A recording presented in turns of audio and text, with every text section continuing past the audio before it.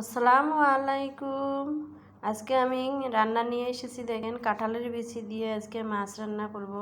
মাছের মাথা দিয়ে কাঁঠালের বিচি ডিম দিয়ে রান্না করব। ডিমটাও ভালো লাগে। তো আজকে আমি ডিম দিয়েই রান্না করব। মাছের মাথা মাছ রান্না করব না, ডিম দিয়েই রান্না করব। কাঁঠালের বিচি সিদ্ধ করে নিব। এখন দেখেন কাঁঠালের বিচি ভালো করে সিদ্ধ করে নিলাম। এখন দেখেন পানি দিয়ে ভালো করে ঠান্ডা করলাম। দেখেন সিদ্ধ হয়ে গিয়েছে। এখন আমি পানি দিয়ে ঠান্ডা করলাম, করে সিলাইলাম, কারণ কাঁঠালের ভিতরে 2 বেশ সিলাইলাম। দেখেন একবার সিলাই সিদ্ধ দিয়েছি, আবার সিলাইলাম, কতগুলো কালো অংশ বের হয়েছে। এখন আমি এটা শিলপাটার মধ্যে ডলবো ভালো করে, না গ্লাস দিয়ে হচ্ছে না, পিছলে যায়। তা এখন আমি আবার দেখেন শিলপাটায় ডলতেছি। তো পাটায় ডলি একদম মিহিন করব না, কারণ শিলপাটায় দেখেন ভেঙে গিয়েছে সুন্দর মতো। এখন বেশি মিহিন করলে ভালো লাগবে না, একটু গুঁড়ো গুঁড়ো থাকবেই, তাই গুঁড়োর মতন করে নিয়ে নিলাম। এখন দেখেন ভালো করে যে তুলে নিলাম, কত সুন্দর হয়ে গেছে, ভাঙিয়ে নিলাম সব কিছুই। তো ওইটা আমরা মাছ আসিরে আমাদের আগে এরকম করে রান্না করে খেত, এখনও খায় গ্রামে। তো আমরা এখনকার মানুষ একটু কম খাই। তো আপনাদের রান্না করে দেখার জন্য আমি আজকে এটি রান্না করতেছি, যে কাঁঠালের বিচি দিয়ে সিদ্ধ করে ডিমের ডাল রাঁধতেছি। এখন ডিম কাঁঠালের বিচি গুঁড়ো করে নিলাম, এখন ডিম ভাঙতেছি, ডিম ভাজবো। তো গুঁড়ো করা কাঁঠালের বিচির মধ্যে পানি দিয়েছি, একটু লবণ আর একটু দিয়েছি, হলুদ দিই নেই, লবণ দিয়েছি। এখন ডিমটা ভেজে নিব।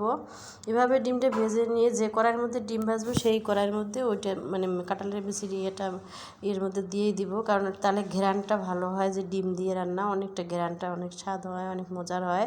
আর এই ডিমটা দেখেন পাটিসাপটা পিঠার মতো করে ভেজে নিলাম, কারণ যাতে না ভাঙে। কারণ এই ডিমটা পাটিসাপটার মতো ভেজে বানাইলে ডিমটা হয়, মোটা হয়, আর হয়, ডবল হয়, খেতেও ভালো লাগে, ভাঙে নাই। দেখেন আমি পাটিসাপটা পিঠার মতন করে ডিম ভেজে নিলাম। এখন এই কড়াইয়ের মধ্যে আমি আবার এখন কাঁঠালের বিচির আমি এখানে দিব, যেটা আমি বানায় রেখেছি, ওইটা আমি এখানে দিব, দিয়ে ভালো করে রান্না করব। আর এখন দেখেন আমি 4টে ডিম ভেজে নিচ্ছি, এর মধ্যে 4টে করছি। এখন আমি করে এর মধ্যে তেল দিলাম, মরিচ দিলাম, কুচি করি রসুন, পেঁয়াজ দিলে সুন্দর করে দিলাম, হালকা ভাজা করে নিলাম। এখন একটু পানি অ্যাড করব। এর মধ্যে দেখেন গুঁড়ো মশলাগুলো দিয়ে দিলাম, হলুদের গুঁড়া, মরিচের গুঁড়া, জিরার গুঁড়া দিলাম, কারণ আদা রসুন এর মধ্যে দিলে ভালো লাগবে না, তাই আদা রসুন দেই নেই।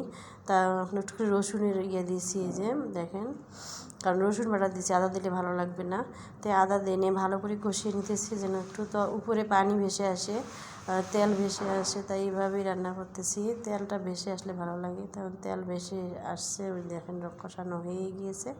এখন আমি কাঁঠালের বিচির প্যাকটা দিলাম এর মধ্যে। এখন টকবগে বলক উঠবে। এখন দেখেন কত সুন্দর কালার হচ্ছে, রং হচ্ছে, সুন্দর দেখা যায়। আর এদিকে আমি ডিম ভাজি নিয়েছি, ডিম ভাজিগুলো পিস পিস করে কেটে রাখলাম, এগুলি আমি ওর মধ্যে দিয়েই দিব। তো এইভাবে আপনারা রান্না করে খেয়ে দেখেন, অনেক ভালো লাগে। নতুন নতুন রেসিপি নিয়ে এসেছি, অনেক ভালো লাগে। আর যাদের এই রান্নাটা ভালো লাগবে, একটা লাইক কমেন্ট শেয়ার করবেন, আর ভালো না লাগলে স্কিপ করে চলে যাবেন। তো ডিমগুলো দেখেন এখন আমি পিস পিস করে কেটে নিয়েছি, এখানে বলক উঠেছে, ভালো করে কষিয়ে নিতেছি, যাতে কাঁচা গন্ধ না থাকে, তা ভালো করে কষিয়ে নিতেছি। এখন দেখেন কষার পরে একটু ঝোলের পানি দিলাম। এখন এর মধ্যে আমি ডিম দিব, ডিমটা টকবকে বলক উঠবে, কারণ ডিমের ভিতরে রস ঢুকলে ডিমটা ফুলে যাবে।